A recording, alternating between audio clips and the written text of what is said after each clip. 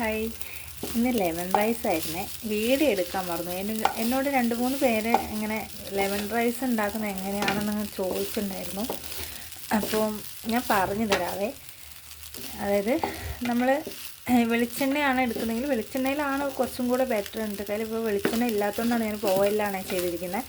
അപ്പോൾ വെളിച്ചെണ്ണ ഒഴിച്ചതിന് ശേഷം നമുക്ക് കടുക് പൊട്ടിച്ച് കുറച്ച് ജീരകവും ഇട്ട് പത്തൽമുളകും കറിവേപ്പിലയും കൂടെ ഇട്ടതിന് ശേഷം നമുക്ക് എന്ത് ചെയ്യാം, കുറച്ച് നാരങ്ങ നമുക്ക് ആവശ്യത്തിന് അനുസരിച്ച്, അപ്പോൾ നിങ്ങളെ റൈസിൻ്റെ അളവിനനുസരിച്ച് എടുക്കണം ലെമൺ. അപ്പോൾ ഞാനിപ്പോൾ ഇവിടെ ഒരു ലെമണിൻ്റെ ജ്യൂസാണ് എടുത്തിരിക്കുന്നത്.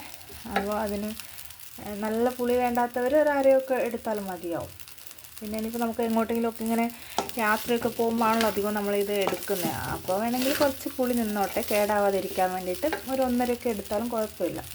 എന്നിട്ട് ആ ലെമൺ ജ്യൂസും കൂടെ ഒഴിച്ചതിന് ശേഷം കുറച്ച് ഉപ്പും മഞ്ഞൾപ്പൊടി ഇട്ടതിന് ശേഷം നമ്മൾ വേവിച്ച് വെച്ച, സാധാരണ നമ്മൾ ചോറ് വേവിച്ച് വെക്കുക, ആ ചോറ് എടുത്തിട്ട് ഇതിലേക്കൊന്ന് തട്ടുക. എന്നിട്ട് ഇങ്ങനെ ഇളക്കി കൊടുത്താൽ നമ്മൾ ലെമൺ റൈസ് റെഡിയായി. എത്രയേ ഉള്ളൂ കേട്ടോ, സിമ്പിളാണ്. ഇനി എപ്പോഴെങ്കിലും വീഡിയോ എടുക്കുമ്പോൾ ഞാൻ വീഡിയോയും കൂടെ എടുത്തിടാവേ.